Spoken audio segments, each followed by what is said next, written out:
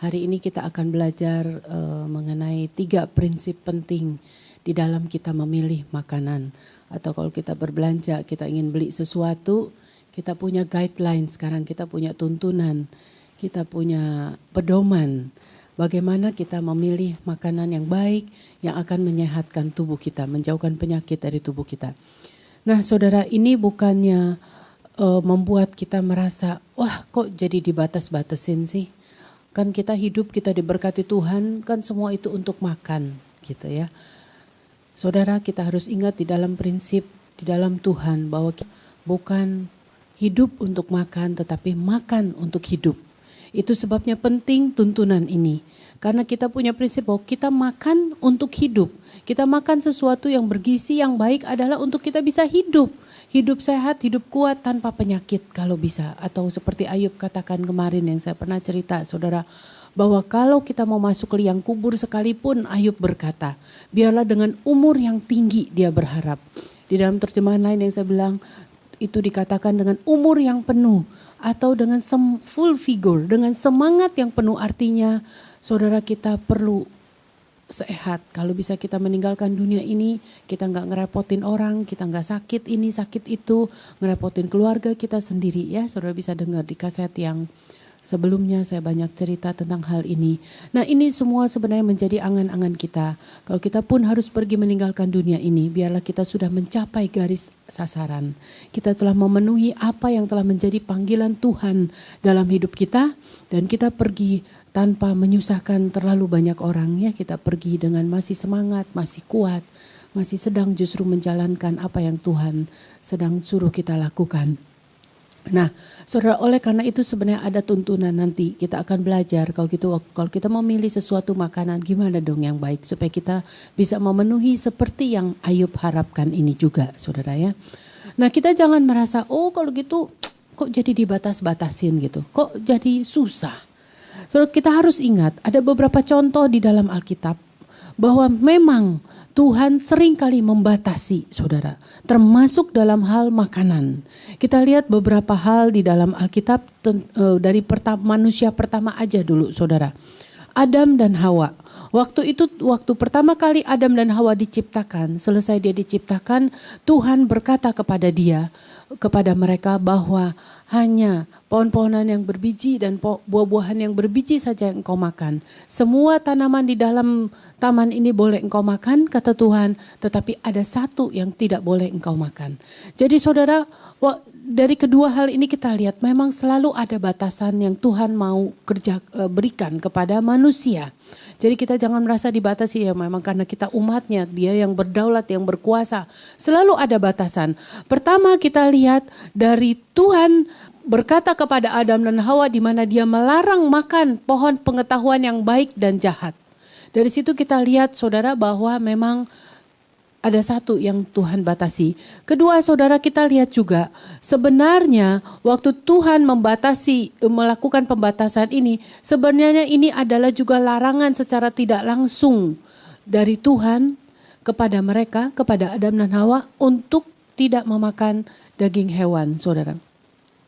Padahal kita tahu waktu itu Adam dan Hawa diciptakan sebenarnya sudah ada kan. Ya babi ada, sapi ada, ayam ada, bebek ada gitu.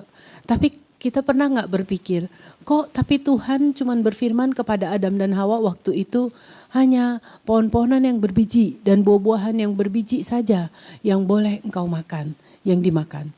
Berarti itu adalah larangan secara tidak langsung dari Tuhan sebenarnya kepada Adam dan Hawa pada waktu itu untuk tidak memakan daging hewan. Saudara ya, jadi batasan dari pertama. Memang pada akhirnya ketika dosa masuk ke dalam dunia dan dosa terus berkembang di dalam dunia kepada keturunan Adam dan Hawa, akhirnya memang Tuhan membolehkan manusia makan daging hewan. Itu pun karena ada keperluan saudara. Kalau kita lihat di dalam Alkitab saudara, sejak Adam dan Hawa jatuh di dalam dosa, mereka diusir dari Taman Eden, lalu Tuhan berkata kepada mereka, tanaman di padang akan jadi makananmu. Berarti saudara nambah sekarang saudara, tanaman di padang sekarang juga jadi makanan Adam dan Hawa dan keturunannya. Itu bicara tentang brokoli, bicara tentang kangkung, bicara tentang bayam dan seterusnya saudara, kol dan sebagainya ya, sayur-sayuran. Dan tapi setelah itu saudara, manusia terus jatuh di dalam dosa. Dosa terus dilakukan oleh manusia. Tuhan terpaksa membuat keputusan bahwa dia harus menghukum manusia. Kita ingat Tuhan itu adalah Tuhan yang adil, bukan sekedar Tuhan yang berbelas kasihan saja saudara. Tetapi kita harus lihat sifat Tuhan yang lain. Karena dia adil, manusia terus jatuh dalam dosa. Tuhan harus sesuai dengan sifatnya yang adil membuat keputusan bahwa dia akan menghukum manusia. Nah, apa yang dilakukan pada waktu itu, Tuhan ingin menghukum manusia dengan air bah. Kita tahu ceritanya 40 hari 40 malam air bah turun, otomatis saudara, semua biji-bijian tadi, semua pohon-pohonan yang buahnya berbiji, semua tanaman di padang habis kan karena air bah. Itu sebabnya Tuhan berfirman kepada Nuh, sekarang ambillah 7 pasang binatang halal dan 1 pasang saja yang haram masuk ke dalam bahteramu. Dan itu yang engkau makan. Dan setelah itu keluar lagi firman Tuhan, memang sekarang segala yang bergerak boleh engkau makan. Tapi kalau kita lihat konteks ini saudara, kita tahu manusia diperbolehkan makan binatang. Segala yang bergerak kata Tuhan waktu itu boleh dimakan. Itu adalah karena waktu itu memang ada kebutuhan.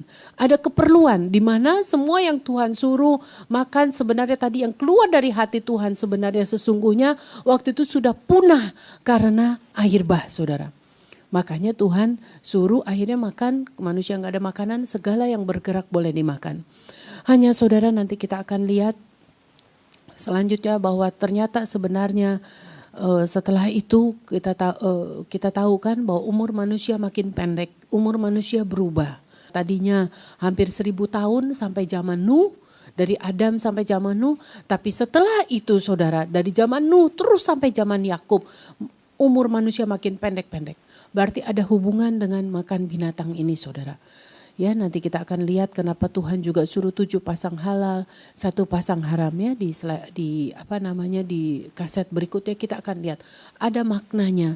Dan memang setelah itu juga Tuhan berfirman kepada Musa, Tuhan perbarui hukumnya karena Tuhan lihat umur manusia jadi makin pendek, Tuhan perbarui. Sekarang bukan segala yang bergerak yang boleh engkau makan kata Tuhan, tapi dari semua yang bergerak yang berkaki 4 dan berkuku, hanya yang berkuku belah dan yang memamah biak saja boleh engkau makan dan seterusnya. Nanti kita lihat di slide di kaset yang berikutnya saudara. Hari ini saya cuma mau ceritakan, mau buka pikiran saudara bahwa jangan merasa bahwa kita kenapa mesti dibatas-batasin makanannya. Jadi dari zaman Adam dan Hawa memang sudah ada pembatasan makanan dari sejak dia diciptakan. Lalu yang kedua, setelah air bah, manusia diizinkan memakan daging hewan tetapi tidak diizinkan memakan darah. Jadi ada lagi pembatasan setelah Tuhan berkata oke, sekarang segala yang bergerak jadi makananmu. Boleh engkau makan segala binatang itu. Tetapi tetap Tuhan memberikan batasan lagi. Darahnya jangan engkau makan saudara. Kemarin saya sudah cerita ya panjang lebar kenapa darah nggak boleh dimakan. Karena darah itu membawa infeksi. Saya sudah ceritakan kalau kita sakit dokter suruh kita periksa apanya saudara. Suruh periksa darah. Kenapa periksa darah? Sakitnya sakit perut, sakitnya sakit di paru, tapi kok darahnya yang diperiksa? Karena kita tahu bahwa di dalam dunia kedokteran tahu bahwa memang darah itu mengangkut infeksi. Jadi di darah disitulah kita bisa temukan mikroorganisme, berbagai macam mikroorganisme yang menyebabkan penyakit kita itu saudara ya. Jadi darah itu dengan demikian kotor. Itu sebabnya firman Tuhan ya dan amin. Tuhan melarang keras kepada orang Israel pada waktu itu jangan makan darah. Dan hukumnya itu juga berlaku sampai sekarang. Jadi kembali ada batasan saudara. Yang ketiga, Tuhan kembali lakukan batasan pada waktu ketika bangsa Israel mengembara di padang gurun. Allah menyediakan mana bagi mereka dalam jumlah yang cukup untuk kebutuhan mereka dalam 1 hari. Tetapi ia memerintahkan mereka untuk mengambil sesuai dengan jumlah yang mereka butuhkan dalam 1 hari saja saudara. Kita tahu saudara waktu orang Israel mulai membandel, dia tidak lakukan sesuai perintah Tuhan ini, mereka simpen kadang-kadang mana untuk esok harinya, mana itu berulat. Jadi kembali saudara, ada lagi batasan kepada orang Israel. Tuhan berkata bahwa mana yang mereka makan untuk selama 40 tahun itu hanya boleh sehari lepas sehari saja. Kita lihat pembatasan yang lain saudara. Melalui pemberian hukum Musa, umat Israel dilarang memakan darah dan lemak keras. Yes, kembali ini lemak keras tanda kutip pada binatang. Binatang yang mati secara alamiah, binatang yang mati dicekik dan binatang yang tidak bersih. Nah sekarang yang tadi saya cerita saudara. Melalui pembaharuan hukum tadi yang setelah zaman Nuh, Tuhan perbaharui kan tadi saya bilang hukumnya kepada Musa. Saudara, Tuhan juga larang. Ya, jadi dari tadi yang segala yang bergerak boleh engkau makan. Sekarang Tuhan katakan dari segala yang bergerak, kalau binatang itu berkaki 4, berkuku hanya yang berkuku belah dan memamah biak saja boleh engkau makan. Dari semua yang hidup di air kata Tuhan, di sungai, di lautan, hanya yang bersirip bersisik saja kata Tuhan. Sekarang yang boleh engkau makan, yang tidak bersirip dan tidak bersisik kata Tuhan itu kejijikan. Nah mulai lagi ada pembatasan saudara karena Tuhan sudah tahu bahwa ini berbahaya besar. Akhirnya buat tubuh manusia karena manusia tidak bisa mengendalikan nafsunya pada waktu itu. Setelah mereka kenal makan binatang, mereka makan semaunya. Sekarang Tuhan pilihkan hanya binatang yang bersih saja. Dan kembali juga ada tambahan, Tuhan tambahkan dari semua binatang itu lemaknya, lemak yang keras, lemak yang jenuh kemarin yang saya ceritakan, lemak yang mengeras pada suhu ruangan, lemak yang ada di antara kulit dan otot, itu kata Tuhan bakar untuk aku. Tidak boleh engkau makan. Kemarin di dalam kaset sebelumnya saya sudah ceritakan karena ternyata sekarang dunia kedokteran sedang membuktikan bahwa ada hubungan antara lemak yang keras, lemak yang jenuh ini, lemak yang ada di antara kulit dan otot ini saudara dengan penyakit kanker saudara. Ya, saudara lihat kaset sebelumnya, harus lihat itu supaya kita berhati-hati. Ya, betul kata firman Tuhan berarti jangan makan lemak saudara. Karena Tuhan tahu ini akan menimbulkan penyakit ya yang berbahaya. Saudara kita tahu penyakit yang nomor 1 sekarang yang paling melanda negara yang makannya sudah senang daging adalah penyakit jantung. Nomor 2 adalah penyakit kanker saudara. Nah ini kanker malah sekarang makin merajalela. Mungkin akhirnya bisa bersamaan dengan penyakit jantung.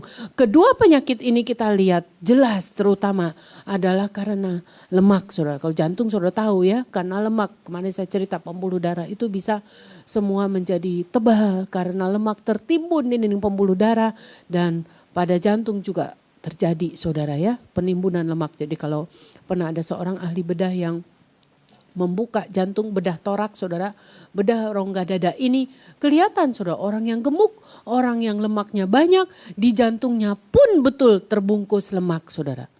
Ya Daud pernah berkata di dalam Mazmur bahwa hatinya tebal seperti lemak ya. Kalau dilihat di dalam bahasa aslinya ternyata bukan hati itu tetapi jantung. Jantungnya tebal katanya seperti lemak. Betul saudara karena waktu seorang ahli patologi anatomi kalau membuka rongga dada ini bagi orang yang suka makan lemak, betul ditemukan jantung itu betul terbungkus dengan lemak saudara. Lalu pembatasan yang lain saudara juga terjadi ketika setelah kedatangan Kristus bahkan. Para rasul memerintahkan orang percaya non-Yahudi yang baru pantang memakan darah dan binatang yang dicekik atau diserahkan kepada dewa.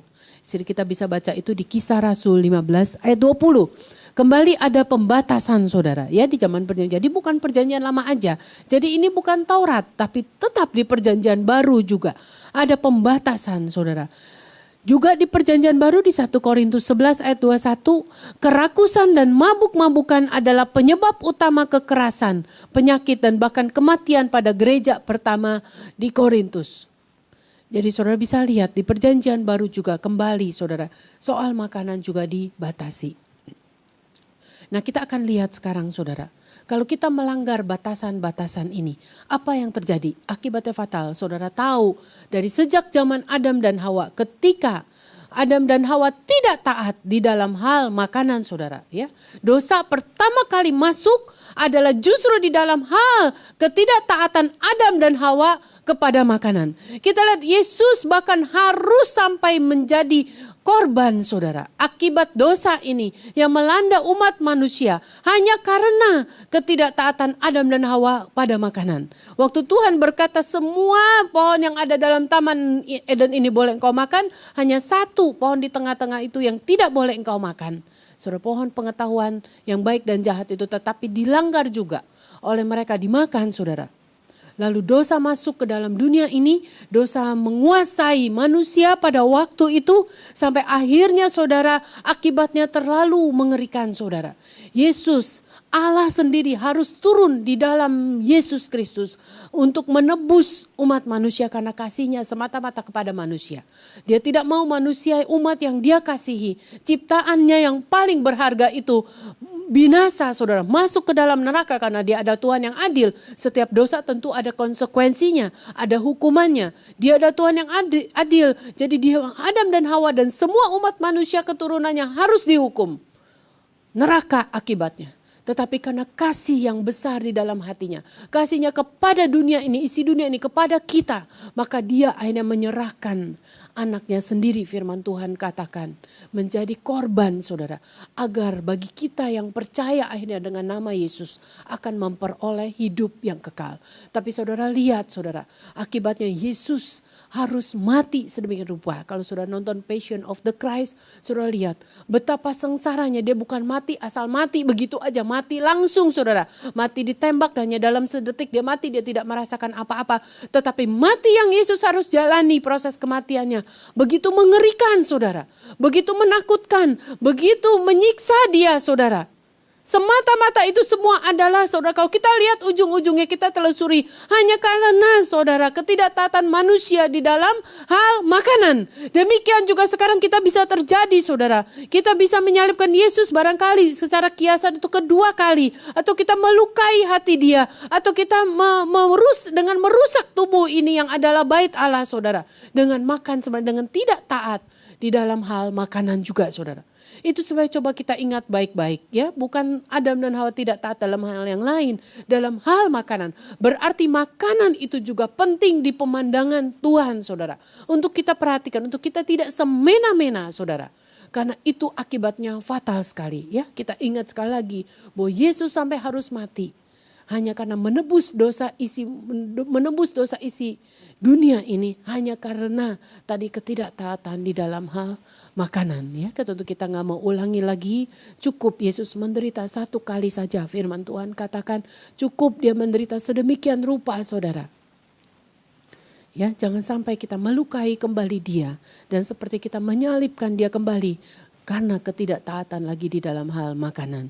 Yang kedua, saudara, akibat yang cukup fatal juga adalah contoh kita semua tahu tentang Esau. Ketika Esau sedang lapar, ia melepaskan hak warisnya, sesuatu yang berarti dan kekal, dan menukarnya dengan makanan. Saudara bisa baca itu di Kejadian 25 ayat 34, Ibrani 12 ayat 16, kembali di dalam perjanjian baru diulang, saudara, kesalahan Esau ini. Akibat yang fatal yang dikerjakan oleh Esau itu hanya karena dia lapar pada waktu itu. Dia rela, saudara. Hanya karena semangkuk kacang merah pada waktu itu. Dia rela, saudara, hak waris yang besar yang Tuhan telah siapkan baginya pada waktu itu sebenarnya, saudara. Dia rela, dia lepaskan, saudara. Hanya karena waktu itu dia lapar dan menginginkan semangkuk kacang merah yang tersedia pada waktu itu, saudara. Berarti, saudara, kita bisa ambil pelajaran dari sini juga. Berapa banyak, saudara, banyak hal yang berharga dalam hidup kita bisa hilang begitu saja, saudara. Hanya karena kita tidak mampu menahan perut kita, tidak bisa menahan lapar.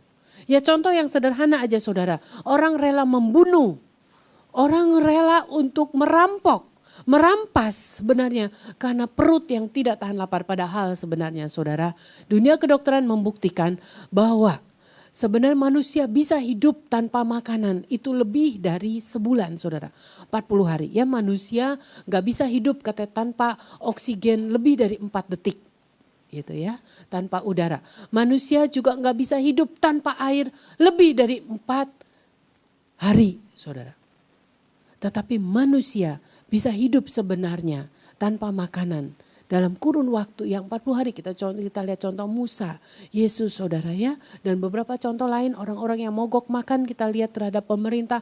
Mereka benar-benar gak makan tapi mereka ada yang bisa hidup sampai 65 hari saudara. Padahal itu seperti itu. Tapi berapa banyak orang sekarang hanya gak bisa hilangin makan sehari sekali saudara. Ya, atau satu hari gak makan, atau sekali gak makan saudara. Mereka rela merampok, mereka rela untuk menipu, mereka rela bahkan membunuh saudara. Mereka kehilangan sesuatu yang berharga yang daripada Tuhan. Bahkan mereka mendukakan hati Tuhan, mereka berbuat dosa. Saudara, hanya karena soal makanan saudara ya. Padahal saudara perut ini sebenarnya bisa dikontrol. Ya perut ini saya pernah cerita, ini tahu diri saudara. Yang susah adalah lidah, mengekang lidah ini. Jadi saudara hati-hati di dalam hal ini. Ya kita ingat cerita Esau sampai akhirnya hak warisnya hilang. Contoh yang lain adalah ketika bangsa Israel yang sedang mengembara mengabaikan peringatan Allah untuk tidak mengambil mana terlalu banyak, kelebihan makanan yang mereka timbun dikerumuni oleh cacing. Tadi yang saya cerita saudara ya, orang Israel hanya disuruh ngambil mana sehari cukup sehari. Tetapi ketika orang Israel membandel, mana itu akan dikerumuni oleh cacing. Gak bisa dimakan, kita bisa baca itu di Keluaran 16 ayat 20.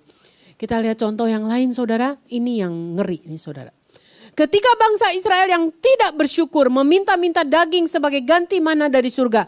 Allah akhirnya membawakan burung puyuh yang sangat banyak di atas perkemahan. Sehingga burung-burung puyuh tersebut malah sampai bertumpuk-tumpuk setinggi 3 kaki. Dan berkumpul dari segala arah. Jadi ketika orang Israel pada waktu itu dalam perjalanan dari Mesir menuju tanah Kanaan saudara. Menuju tanah perjanjian saudara. Mereka bersungut-sungut karena waktu itu mereka Tuhan cuma kasih makan mana saja saudara. Mereka satu hari berkata kepada Tuhan, Tuhan aku rindu akan burung puyuh yang kami rindu akan burung puyuh yang kami makan di Mesir. Kami rindu mereka berkata juga akan bawang yang ada di Mesir. Dan segala sesuatu makanan yang ada di Mesir. Lalu saudara Tuhan kabulkan enggak? Tuhan kabulkan. Tuhan kirimkan sendiri burung puyuh itu saudara. Dengan angin yang ditiupkan oleh Tuhan sendiri. Tapi apa yang salah pada saat itu saudara? Orang Israel pada waktu itu tidak mampu menahan dirinya. Mereka makan burung puyuh itu berlebihan. Padahal Tuhan berkata kepada mereka, ketika bangsa Israel yang tidak bersyukur meminta-minta daging sebagai ganti mana dari surga, Allah membawakan burung puyuh yang sangat banyak di atas perkemahan sehingga burung-burung puyuh tersebut bertumpuk-tumpuk setinggi 3 kaki dan berkumpul dari segala arah. Beberapa orang sangat rakus sehingga mereka menangkap burung-burung itu selama 36 jam, bahkan sampai tidak tidur. Tindakan berlebihan mereka ini sangat tidak menyenangkan hati Allah. Sehingga pada saat mereka mengunyahnya, ia memukul bangsa itu dengan satu tulah yang besar. Jadi saudara kita lihat pada waktu itu, ketika bangsa Israel berjalan dari Mesir menuju tanah perjanjian. Karena mereka tiap hari selama bertahun-tahun Tuhan memberikan mereka mana terus setiap hari. Timbul rasa bosan. Sampai akhirnya mereka berteriak, Tuhan kami rindu akan burung puyuh yang kami makan waktu di Mesir. Saudara, kita lihat Tuhan adalah Tuhan yang berkemurahan. Waktu itu ketika orang Israel menyatakan bahwa mereka rindu ingin makan burung puyuh, Tuhan berkenan atas itu. Sehingga firman Tuhan katakan di dalam Bilangan 11 ayat 31 sampai 3 saudara bisa baca. Tuhan sendirilah bahkan yang mengirimkan burung puyuh itu kepada bangsa Israel untuk makan. Tuhan mengirimkan angin yang Tuhan sendiri tiupkan kepada bangsa Israel untuk mengirim burung puyuh itu untuk bangsa Israel makan. Jadi sebenarnya Tuhan berkenan pada waktu atas permintaan orang Israel ini. Buktinya Tuhan kirimkan burung puyuh itu. Tetapi apa yang salah di sini saudara? Yang salah adalah orang Israel pada waktu itu kena nafsu rakus. Kalau di dalam Bilangan itu dikatakan. Lalu mereka menyalahi apa yang Tuhan perintahkan. Tuhan memerintahkan mereka untuk jangan sampai enggak tidur mereka makan, mengumpulkan burung puyuh ini saudara. Tetapi ternyata beberapa orang karena kena roh rakus, firman Tuhan katakan menjadi sangat rakus sehingga mereka menangkap burung-burung itu selama 36 jam bahkan sampai tidak tidur. Nah ini yang Tuhan marah pada waktu itu kepada orang Israel. Karena mereka sampai mengorbankan tidur mereka, saudara, hanya untuk makan. Kita bisa ambil satu kebenaran di sini, saudara. Bahwa secara ilmiah, secara kedokteran memang telah dibuktikan, saudara. Tadi saya sudah bicara, paling nomor satu manusia penting adalah oksigen, saudara. Udara, makanya nggak bisa lebih dari 4 detik manusia tanpa oksigen. Yang kedua, saudara, manusia tidak bisa hidup tanpa air lebih dari 4 hari, saudara. Di sini juga mengandung satu kebenaran yang lain, saudara. Tidur. Bahwa manusia tidak bisa hidup tanpa tidur terlalu lama, saudara. Lebih dari makanan. Jadi urutan ketiga manusia yang menjadi kepentingan bagi kesehatan manusia adalah tidur. Sebelum yang keempat tadi adalah makanan. Karena saya telah ceritakan bahwa manusia ternyata bisa hidup tuh tanpa makanan lebih dari 40 hari. Puasa, saudara, ya, dengan minum air. Tidak akan terjadi kematian, saudara. Urutan keempat itu makanan. Urutan ketiga bahkan dunia kedokteran menemukan adalah yang penting bagi manusia adalah tidur, saudara. Jadi bagi kita semua, saudara, dari sini kita lihat bahwa Tuhan marah karena kenapa mereka sampai enggak tidur? Hanya karena ingin makan, saudara. Ini menjadi pola, bisa menjadi pola juga bagi hidup kita. Berapa banyak sekarang saudara, ya, korbanin tidur hanya karena perut lapar. Padahal dunia kedokteran sudah tahu, sudah membuktikan, saudara. Dan bahkan orang itu juga sudah tahu bahwa tidur lebih penting, bahwa tidak baik sebelum tidur juga makan. Ya, misalnya kita habis pelayanan, pulang malam, berapa banyak orang, saudara, meskipun sudah jam 11 malam, tapi karena merasa belum makan, mereka rela juga deh. Mestinya itu waktunya udah waktu tidur kan, saudara, ya, atau makan yang ringan-ringan saja. Tapi mereka rela, mereka pergi. Banyak kan restoran 24 jam sekarang, saudara. Mereka pergi, mereka belain perut mereka makan. Lalu karena memang saking laparnya dari tadi nahan makan, saudara, belum makan-makan. Mereka makan sebanyak-banyaknya lalu tidur. Padahal di dalam ilmu kedokteran kita tahu bahwa itu amat sangat tidak baik, saudara. Karena malam itu adalah fase di mana tubuh ini beristirahat, saudara. Tidak ada lagi fase metabolisme pada waktu malam, saudara. Fase metabolisme itu hanya ada pada waktu siang di dalam tubuh manusia. Sejak jam 6 sore, saudara, terus sampai ke pagi, fase di dalam tubuh kita berubah. Bukan lagi fase metabolisme atau fase mengolah makanan, tetapi fase beristirahat, saudara. Tinggal menyerap saja sari-sari makanan yang tadi sudah dimetabolisme pada waktu siang, pada waktu kita makan. Tapi berapa banyak orang sekarang, saudara, menyalahi semua hukum alamiah ini di dalam tubuh kita. Mereka makan dan makan tengah malam, mereka tidak pedulikan bahwa lambung sebenarnya sudah berteriak ingin beristirahat, liver sudah berteriak ingin beristirahat, jantung, ginjal, semua, saudara. Mereka ingin istirahat, tapi mereka makan dan makan. Mereka rakus, saudara. Mereka tidak bisa tahan, saudara, dengan rasa lapar itu. Mereka korbankan tidur. Nah, saudara, lihat apa akibatnya. Sekarang kita tahu penyakit banyak terjadi, saudara. Jelas, saudara. Tubuh ini tidak mampu, lambung ini tidak mampu karena sudah lewat masanya dia. Dia sudah perlu beristirahat. Tapi manusia terus menerus seperti ini. Nah, hukuman yang terjadi, saudara, harus hati-hati. Kita harus ingat, waktu itu Tuhan menghukum bangsa Israel cukup keras. Saudara tahu hukumannya adalah kematian langsung pada waktu itu. Kalau saudara baca di Bilangan 11, saudara akan lihat. Waktu itu ada ayat yang mengatakan, saudara, sebelum daging burung puyuh itu dikunyah di mulut mereka. Berarti apa, saudara? Belum dikunyah, belum dirasakan bahkan. Ya, kalau belum dikenyah, saudara, berarti belum dirasakan. Tuhan telah membunuh mereka. Tuhan memberikan kematian kepada mereka pada waktu itu. Makanya dikatakan di dalam Bilangan itu dikatakan, maka diberi namalah tempat itu adalah Kibrot Ta'awa. Karena artinya apa, saudara? Artinya disitulah tempat orang-orang rakus dibunuh oleh Tuhan, saudara. Jadi, saudara, kita lihat akibat dari kerakusan. Bukan masalah makanannya Tuhan gak boleh makan. Buktinya Tuhan, orang Israel minta burung puyuh karena memang itu makanan yang bersih, saudara. Makanan yang halal, makanan yang clean, yang bersih. Tuhan berkenan berikan. Bukan soal dia makan burung puyuh. Tetapi roh rakus yang melanda orang Israel pada waktu itu. Sampai mereka gak tidur-tidur. Mereka kumpulin lagi, saudara, untuk memuaskan nafsu mereka. Disitulah letak kemarahan kemurahan Tuhan. Makanya saat itu juga firman Tuhan katakan sebelum itu sampai dikunyah oleh mereka, baru sampai digigit mereka saudara. Maka Tuhan telah membunuh mereka. Maka dinamailah tempat itu Kibrot Ta'awa. Artinya disitulah tempat orang-orang rakus itu dibunuh oleh Tuhan. Ini menjadi pelajaran buat kita saudara, hati-hati. Ya kadang-kadang kita diberkati Tuhan sebagai hamba-hamba Tuhan, sebagai anak-anak Tuhan, jelas diberkati oleh Tuhan. Kadang-kadang Tuhan juga berkati dengan makanan saudara. Tetapi tidak selalu saya pernah katakan rasanya sebelumnya saudara, tidak berarti kalau kita diberkati oleh makanan itu artinya kita harus habiskan semua saudara. Kita nikmati sendiri, kita habis-habisan terus kita makan dan makan. Karena kita bilang ini berkat saudara. Sampai tubuh kita pun akhirnya menjadi gendut dan tambun. Kalau seperti kita kutip dari Yesurun juga seperti itu saudara, diberkati Tuhan maka menjadi gendut dan tambunlah dia. Saudara saya pernah katakan di kaset sebelumnya, kita juga menjadi gendut dan tambun karena kita makan dan makan karena kita merasa diberkati Tuhan saudara. Tuhan yang memberikan buat kita. Lalu akhirnya seperti Yesurun melakukan juga kita bisa lakukan. Seperti Yesurun lakukan adalah waktu itu dia mulai meninggalkan Allahnya. Kita pun dan banyak hamba-hamba Tuhan lain. Banyak hanya karena soal perut saudara. Perut ini terus dikasih makan terus. Akhirnya bisa mulai meninggalkan Tuhan. Ya saudara. Jadi ini ada hubungan saudara. Masalah fisik dengan masalah spiritual. Masalah kerakusan kita. Nafsu makan kita dengan masalah spiritual. Jangan sampai kita makan dan makan terus.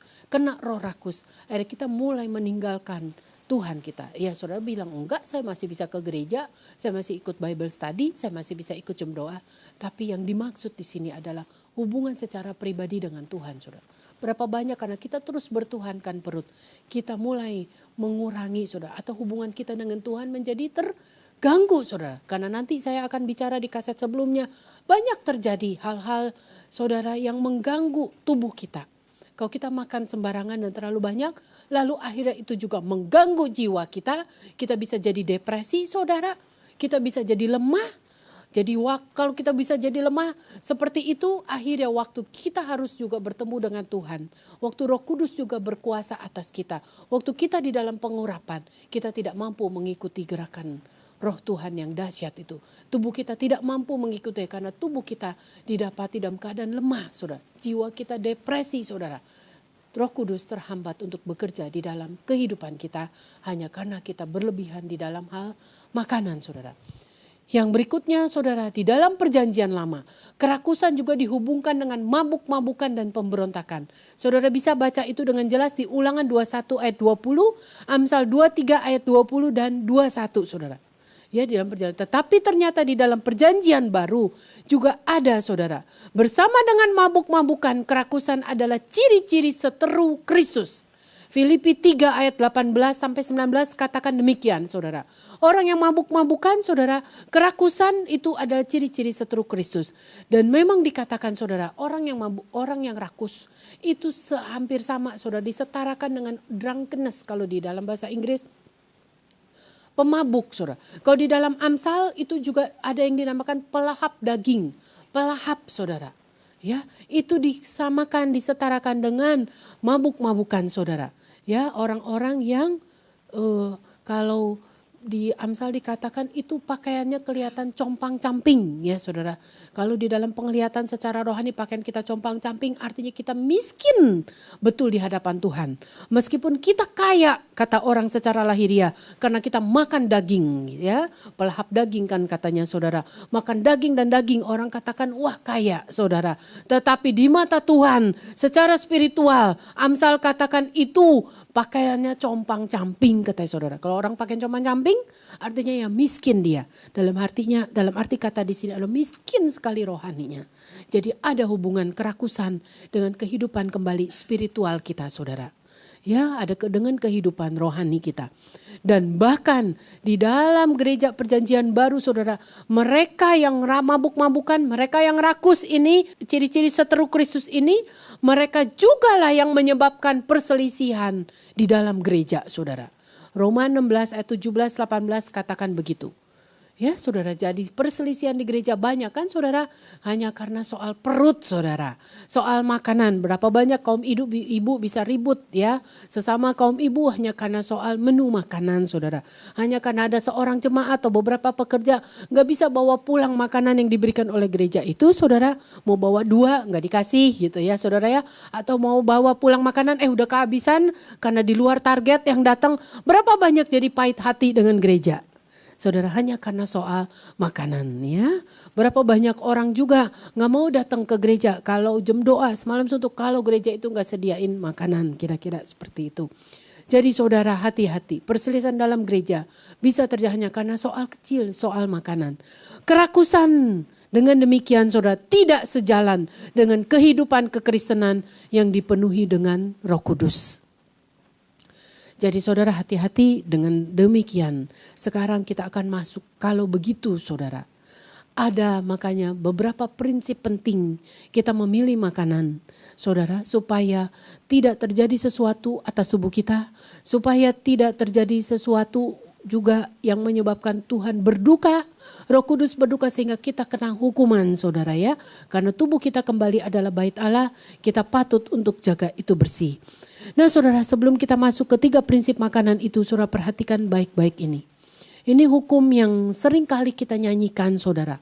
Hukum Tuhan tentang makanan, tentang kesehatan yang sering kali kita nyanyikan. Orang Kristen nyanyikan tapi tidak sadar ada syarat ya. Kita tidak perhatikan baik-baik kata demi kata. Di dalam Keluaran 15 ayat 26 dikatakan, jika kamu sungguh-sungguh mendengarkan suara Tuhan Allahmu dan melakukan apa yang benar di matanya dan memasang telingamu kepada perintah-perintahnya. Perhatikan saudara, di sini ada mendengarkan suara Tuhan, ada memasang telinga dan tetap mengikuti segala ketetapannya. Jadi ada unsur mengikuti saudara di sini. Bukan mendengar saja, bukan memasang telinga saja, tetapi mengikuti segala ketetapannya, mengikuti segala hukum-hukum Tuhan, ketetapan-ketetapan Tuhan, termasuk di dalam hal makanan saudara, di dalam hal kesehatan. Maka kata Tuhan, aku tidak akan menimpakan kepadamu penyakit manapun. Itu janji Tuhan. Yang telah kutimpakan kepada orang Mesir. Sebab kata Tuhan, aku Tuhanlah yang menyembuhkan engkau. Orang Kristen sekarang banyak hanya menyanyikan lagu ini aja saudara ya. Lagunya terkenal saudara kan, lagu Don Moon saudara. Ya Tuhan Allah penyembuhku, engkau Allah tabibku. Nah gitu kan saudara ya, kita nyanyikan. Waktu ada upacara kesembuhan, ada kebaktian kesembuhan, kita nyanyikan lagu ini berulang-ulang. Memang betul saudara, dia adalah namanya Yehovah Rafa, Allah penyembuh. Tetapi kalau kita perhatikan ayat ini saudara, ada syarat rupanya sebelumnya. Sebelum dia bertindak sebagai Allah penyembuh, ada syarat saudara. Di sini dikatakan, kalau kamu sungguh-sungguh mendengarkan suara Tuhan Allahmu dan melakukan apa yang benar di matanya dan memasang telingamu kepada perintah-perintahnya, termasuk perintah-perintah hukum kesehatan yang pernah saya ceritakan di kaset sebelumnya saudara. Hukum-hukum tentang makanan, perintah-perintah tentang makanan, ketetapan tentang makanan.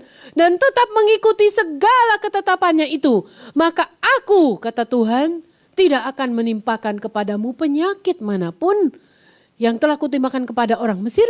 Sebab aku Tuhan adalah Allah penyembuhmu. Jadi saudara, seperti saya katakan, Dick Eastman pernah berkata, seorang pendoa syafaat yang membuat Every Nation for Christ ini, membuat saudara, membuat perkumpulan ini saudara, dia berkata seringkali Tuhan perlu menunda dulu kesembuhan darah tinggi seseorang sampai Tuhan menjumpai orang itu mau berbalik dulu dari cara-cara makan dia yang salah, baru Tuhan sembuhkan darah tinggi dia. Ya mungkin cara makan dia salah, dia makan lemak, makan garam terlalu tinggi dan sebagainya. Tuhan tunda kesembuhan darah tinggi dia, stroke dia. Sampai Tuhan menjumpai dia telah bertobat dulu, berbalik dulu dari cara-cara makan dia yang salah saudara. Karena Tuhan tidak bertanggung jawab atas semua yang ulah manusia yang mau makan dengan semena-mena saudara ya. Bukan Tuhan yang bertanggung jawab, manusia yang perlu bertanggung jawab sendiri atas keputusan dia sendiri. Nah saudara, dengan demikian kita tahu sekarang. Jadi banyak hukum-hukum tentang makanan. Nanti kita pelajari setelah ini. Dan itu Tuhan mau kita ikuti. Kalau kita mau menjadikan Tuhan sebagai Yehovah Rafa atas kita. Lalu ada ayat yang lain saudara. Hai anakku, perhatikanlah perkataanku. Arahkanlah telingamu kepada ucapanku. Janganlah semuanya itu menjauh dari matamu.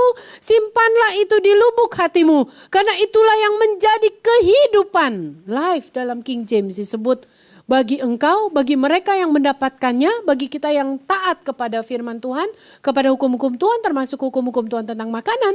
Jadi kalau kita mau hidup, kita harus taat kepada hukum-hukum Tuhan tentang makanan ini. Dan juga kesembuhan. Di dalam King James dikatakan health, kesehatan bagi seluruh tubuh mereka. Amsal 4 ayat 20 sampai 22 katakan gitu. Jadi kalau kita mau sehat tubuh kita saudara, ada syarat kembali saudara adalah kata Amsal, perhatikanlah anakku perkataanku, arahkan telingamu kepada ucapanku. Janganlah semua itu menjauh dari matamu, simpan itu di lubuk hatimu. Termasuk hukum-hukum tentang makanan ini saudara. Jadi saudara, kesembuhan, kehidupan jelas ada hubungan dengan hukum-hukum tentang makanan ini.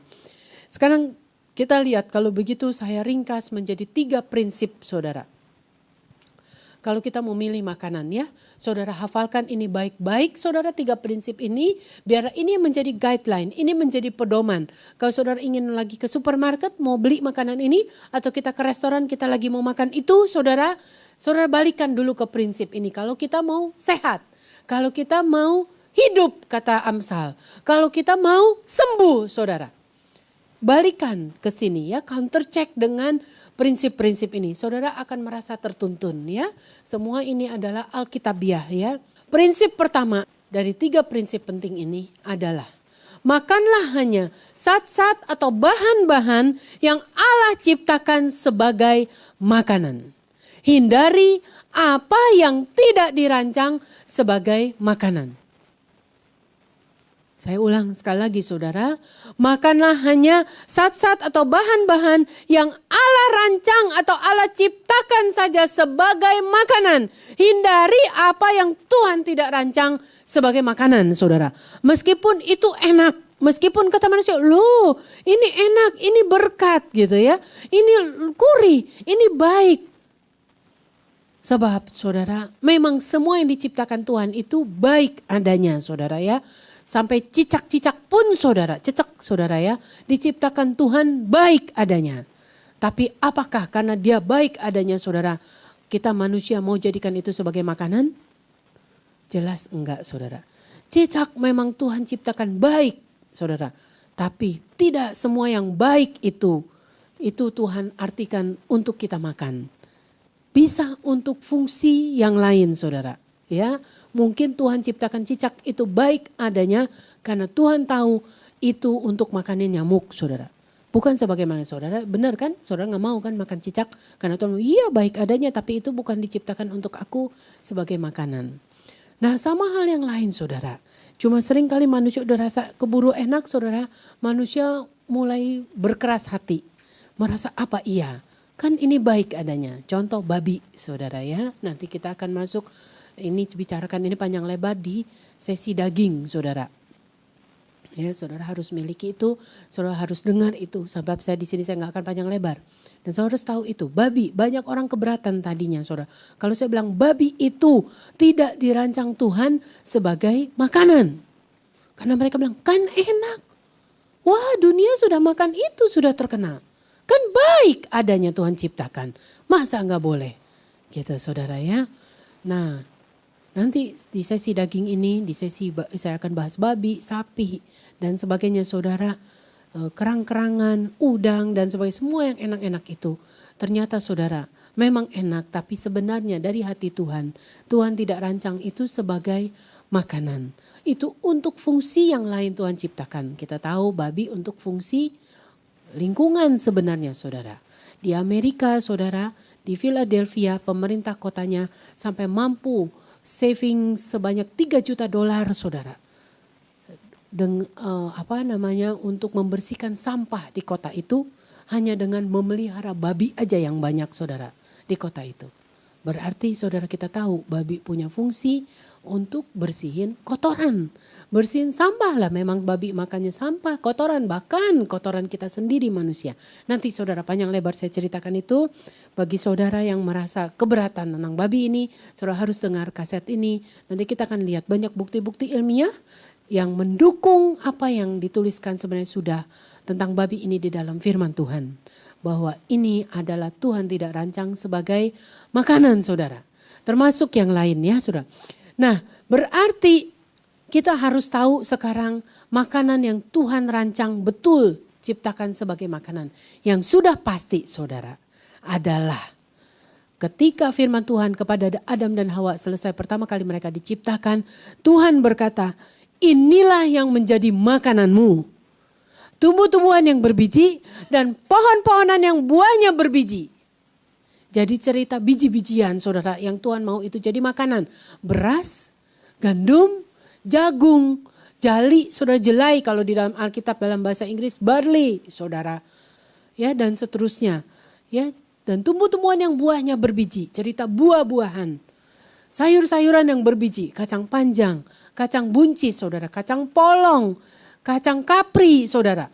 Itu semua polong-polongan, kacang-kacangan dan semua itu yang Tuhan mau kita makan.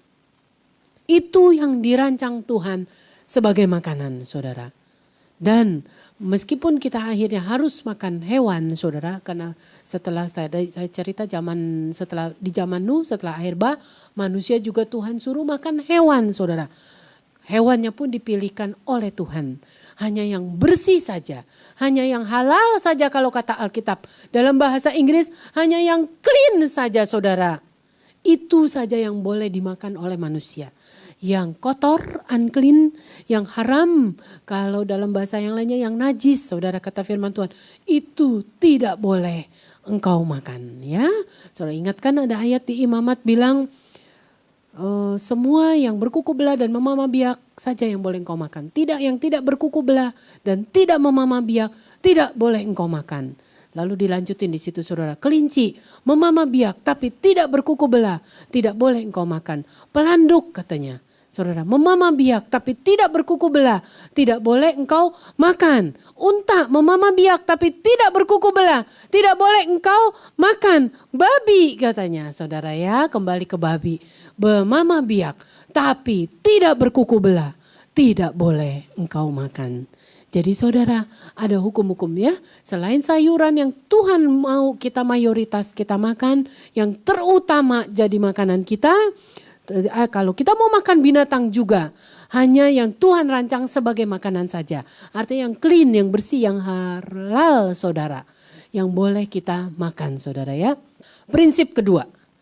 Sedapat mungkin. Makanlah makanan sebagaimana mereka diciptakan pertama kali sebelum makanan tersebut diubah atau diolah menjadi sesuatu yang manusia pikir dapat menjadi lebih baik. Di sini saya tambahin sedapat mungkin saudara. Jadi usahakan makanlah makanan sebagaimana pertama kali itu diciptakan sebelum itu diubah-ubah, diolah-olah menjadi sesuatu yang manusia pikir jadi lebih baik saudara. Jangan sampai dengan demikian kita memenuhi apa yang Amsal katakan. Ada jalan yang disangka orang baik. Ada jalan disangka orang lurus tapi ujungnya menuju maut. Ini cerita tentang apa saudara? Kita bisa ambil contoh. Kalau mau makan daging ya daging deh. Daging sapi. Baik-baik saudara. Sebelum daging sapi itu kita ganti saudara ya. Diolah-olah, diubah-ubah oleh manusia menjadi sesuatu yang manusia pikir lebih baik. Lebih baik dalam hal ini lebih enak, lebih awet, lebih gurih saudara. Lebih menggiurkan saudara ya. Kita lihat saudara apa contohnya. Kornet misalnya. Kornet asalnya daging sapi saudara. Daging sapinya baik. Karena itu adalah makanan yang halal. Yang bersih yang Tuhan ciptakan. Yang Tuhan rancang sebagai makanan saudara. Tetapi oleh manusia karena dipikir lebih baik. Supaya ini ada faktor uang saudara. Faktor kepentingan konsumen juga. Faktor komersil saudara. Pengen daging itu supaya dibikin lebih baik saudara. Maka manusia buatlah kornet. Saudara tahu pembuatan kornet itu dari mana? Daging sapi lalu dengan kulit-kulitnya saudara. Kulit lehernya saudara karena itu gurih ya. dicangcang saudara, lalu ditambahin garam, ditambahin micin saudara, monosodium glutamat. Lalu lemak-lemaknya semua juga diikutkan, diolah jadi satu di dalam kornet itu. Bahkan daging sapinya aja udah tinggal sedikit sebenarnya saudara. Yang banyak adalah lemak. Kita bisa lihat kan kalau kita masukin di kulkas saudara, kita lihat lemaknya itu tebal bener saudara. Kalau lagi dipanasin saudara, di steam gak kelihatan, wah ini enak. Ya saudara, maka kalau kita mau makan makanan yang berlemak saudara, apa-apa yang berlemak makan panas-panas memang enak, sepertinya bersih saudara. Gak ada apa-apa. Tapi coba deh kalau saudara masukin aja ke kulkas. Satu malaman, besok-besok saudara gak kepingin makan saudara. Karena kelihatan langsung lemaknya, gajinya tebal-tebal saudara. Makanya salah satu cara katanya untuk orang mau diet saudara ya, menurunkan berat badan. Semua masakan yang berlemak masukin dulu ke kulkas, nanti dia udah beku lemaknya buangin saudara. Ya tinggal yang gak berlemak saudara, itu salah satu tipsnya. Tetapi saudara, berarti kita tahu benar apa yang dikatakan firman Tuhan. Lemak itu luar biasa. Kalau dia menggumpal di kulkas seperti itu, seperti itulah dia menggumpal di dalam tubuh kita saudara. Di dalam pembuluh darah kita. Nah kembali ke kornet tadi saudara. Daging sapinya baik. Tapi setelah diolah-olah oleh manusia. Belum lagi dikalengin saudara. Nanti di dalam seminar saya berikutnya saudara. Saya akan cerita juga tentang packaging saudara. Tentang kemasan. Apa bahayanya kaleng-kaleng itu saudara. Yang disodel dengan timah saudara. Lalu mengandung aluminium. Saudara tahu itu sebenarnya transfer ke makanan saudara.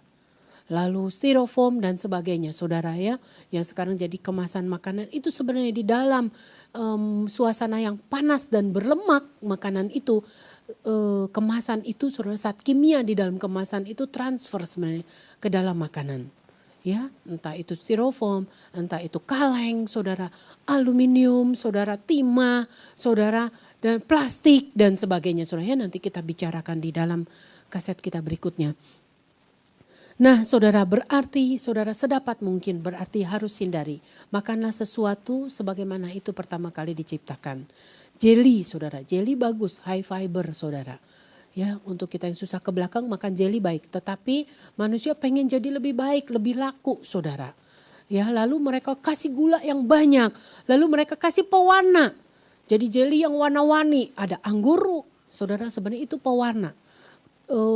Ada flavornya. Flavornya memang anggur saudara, grape. Strawberry saudara. Itu semua bukan anggur, bukan strawberry, bukan pisang, bukan leci saudara. Tetapi itu semua adalah perasa, flavor, dan juga pewarna saudara. Belum lagi gulanya tinggi. Belum lagi juga garam. Belum lagi juga pengawet di dalamnya. Karena manusia pikir itu jadi lebih baik supaya orang pandang. Loh lebih mau beli saudara kalau warna-warni. Lebih indah di pemandangan mata saudara. Ya lalu lebih enak saudara. Lebih gurih. Nah itu saudara lebih awet juga. Jadi nanti berlaku saudara persis apa yang Amsal katakan. Ada jalan yang disangka orang lurus. Tetapi ujungnya menuju maut. Ya nanti kita akan bahas ini panjang lebar. Prinsip ketiga saudara. Hindari kecanduan makanan. Jangan biarkan makanan atau minuman apapun menjadi Allahmu. Jadi saudara kalau kita mau sehat. Ya, ingat prinsip ini seperti tadi yang orang Israel tadi. Hindari kecanduan akan makanan. Jangan sampai saudara karena kita terlalu nyandu dengan satu makanan. Sampai makanan atau minuman itu menjadi Allah lain di hadapan Tuhan. Contoh saudara kopi. Berapa banyak orang saudara gak bisa lepas dari kopi. Karena memang di dalam kopi ada kafein saudara. Kafein itu adalah zat kimia saudara yang bisa menimbulkan efek kecanduan di dalam tubuh kita. Makanya orang sekali ngopi susah sekali saudara untuk tidak minum kopi saudara.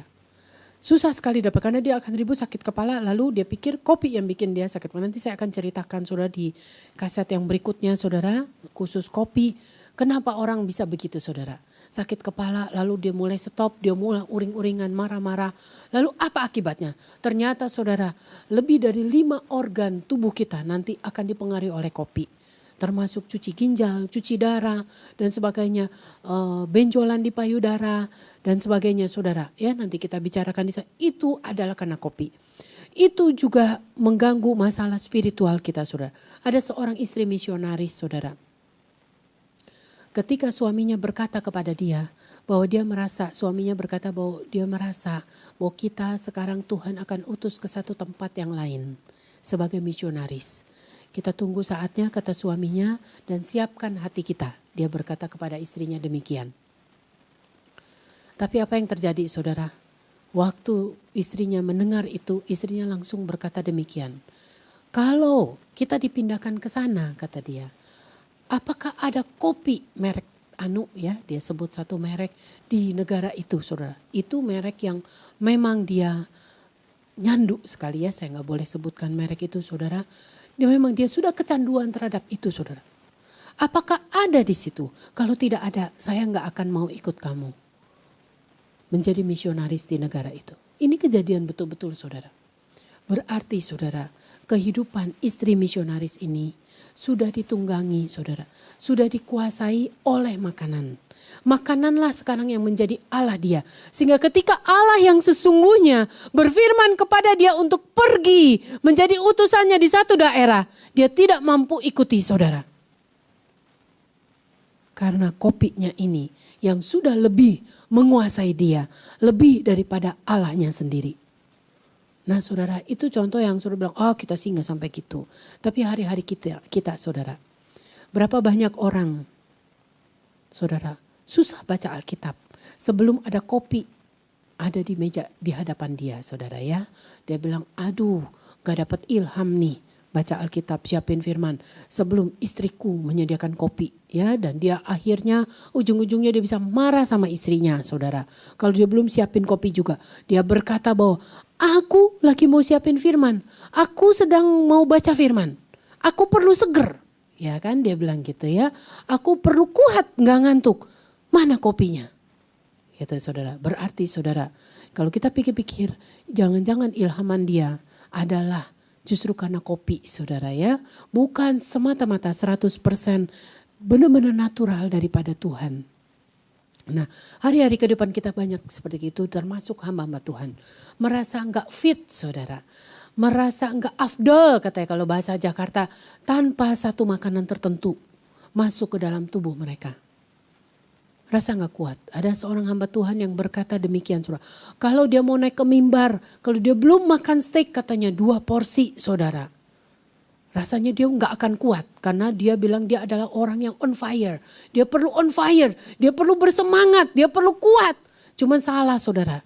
Dia kurang berpengetahuan, dia gak tahu, nanti kita akan cerita, saudara.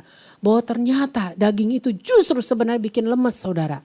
Ya kuatnya kalau habis makan daging aja, saudara, seperti singa, saudara ya. Habis makan daging dia kuat, dia semangat, dia mau makan dia kuat. Tapi setelah itu dia cuma tidur, saudara ya. Jadi ada beberapa orang meminta syarat makanan-makanan tertentu kalau dia di dalam pengutusan oleh Tuhan. Kalau tidak ada makanan tertentu, tidak ada minuman tertentu, dia merasa bahwa dia tidak mampu dan tidak ingin diutus ke situ. Nah saudara, kalau dengan demikian makanan atau minuman itu bisa menjadi Allah kita di dalam kehidupan kita. Tuhan ingin semangat kita datangnya hanya dari Dia saja, saudara. Kekuatan kita, gairah kita. Baik waktu berkhotbah, waktu menyelidiki firman Tuhan, waktu baca Alkitab, waktu melakukan apapun pekerjaan Tuhan. Tuhan ingin gairah kita 100% murni hanya dari Tuhan. Baru yang selebihnya itu hanya penunjang saja, saudara. Tapi bukan itu yang menjadi prioritas dan nomor 1. Ya, nanti kita akan ceritakan lagi panjang lebar di sesi berikutnya. Sekarang kita kembali ke prinsip 1, saudara. Yang tadi disebut, makanlah hanya zat-zat atau bahan-bahan yang Allah ciptakan sebagai makanan. Hindari segala sesuatu yang tidak dirancang sebagai makanan. Ternyata makanan ilahi yang sederhana itu ada di dalam pasal paling pertama dalam Alkitab, saudara. Yaitu ketika Allah berkata kepada manusia, aku memberikan kepadamu segala tumbuh-tumbuhan yang berbiji di seluruh bumi dan segala pohon-pohonan yang buahnya berbiji. Itulah kata firman Tuhan yang menjadi makananmu. Dalam bahasa Inggris NIV, terjemahan NIV dikatakan, they will be yours for food. Di dalam King James itu dikatakan, it shall be for meat. Nah saudara, kalau di sini dia bilang di pemandangan Tuhan yang jadi daging kita ya benar-benar harus sayur, saudara. Artinya apa? Manusia suka daging toh. Kalau makan daging mau yang banyak kan. Tetapi kata firman Tuhan yang harus jadi daging di sini di pemandangan Tuhan adalah bukan daging betul saudara. Tetapi benar adalah sayur-sayuran, buah-buahan, biji-bijian tadi. Saudara ya, semua tumbuh-tumbuhan yang berbiji dan pohon-pohonan yang buahnya berbiji, biarlah itu yang menjadi dagingmu. Artinya itu yang menjadi kesukaanmu, itu yang menjadi yang engkau cari. Jadi kalau kita bikin piramid saudara, dengan demikian kalau kita mau ikuti firman Tuhan prinsip pertama ini, Tuhan katakan inilah yang menjadi makananmu. Jelas air putih harus paling banyak saudara setiap hari. 6-10 gelas itu harus. Nanti saya akan cerita saudara, air putih itu kenapa harus banyak sekali saudara ya. Lalu saudara lihat di sini selain air putih yang banyak sekali, padi-padian utuh. Cerita roti, sereal, roti kan bahannya gandum saudara, sereal juga bahannya gandum, nasi bahannya beras saudara, lalu pasta, bakmi, noodle, atau spaghetti dan sebagainya itu diharuskan nanti utuh. Nanti saya akan ceritakan kenapa harus utuh. Jadi ini yang jadi makanan utama kita yang harus paling banyak. Terus apalagi saudara, setelah itu bukan daging saudara. Banyak orang cuma makan nasi sama ayam. Wah udah senang sayurnya dipinggirin saudara ya. Padahal urutan ketiganya nih yang terbanyak. Di sini ditulisnya sayur-sayuran saudara. Ya, mentah kalau bisa. Nanti saya ceritakan lagi saudara, kenapa harus mentah saudara. Kalau paling tidak setengah matang saudara. Ya karena di mentah ini ternyata enzim sayuran itu masih hidup saudara. Ya, jadi berarti tubuh tidak perlu mengeluarkan energi untuk mengeluarkan enzim tubuh untuk mencerna sayuran. Dia sudah punya sendiri enzimnya. Itu sebabnya lebih baik mentah. Itu ada hubungan nanti dengan kita akan save energi di dalam tubuh kita ya. Kita menjadi kuat, menjadi segar. Lalu buah juga segar dan mentah. Di sini dikatakan, jadi saudara lihat air, padi-padian, sayur-sayuran, buah itu yang banyak. Polong-polongan juga banyak saudara. Kacang-kacangan juga saudara yang banyak. Kalau mau minum susu, saudara di sini dianjurkan ada yogurt, ada keju. Ya nanti kita bicarakan tersendiri, bukan keju olahan yang ada sekarang. Nanti kita akan cerita keju yang mana yang baik. Lalu juga urutan berikutnya minyak zaitun, mentega, saudara dan seterusnya. Baru saudara kita lihat makin ke puncak, itu adalah binatang. Unggas, cerita ayam, bebek, kalkun tadi, burung puyuh dan seterusnya. Ya, lalu ikan, telur, lalu gula di sini dan paling ujung yang sedikit ini saudara, ternyata itu adalah daging merah saudara. Daging merah itu ya bisa sapi, jelas bukan babi. Ini lagi cerita binatang-binatang yang baik ya saudara ya. Kalaupun kemakan babi ya berarti sedikit sekali saudara jumlahnya. Ya daging merah itu yang sedikit, bahkan ahli gizi bilang sekali seminggu atau kurang dari sekali seminggu saja sebenarnya nggak apa-apa saudara. Banyak orang ketakutan gak makan daging, bilang wah apa saya bisa pinter, apa saya bisa kuat. Wah ngeri dong kalau lihat begini, kok yang banyak cuman air putih sama sayur-sayuran. Emang kita kambing ya kata, atau kita kuda? Nah saudara memang iya saudara, kita kuda atau singa, pengen jadi kuda atau singa saudara?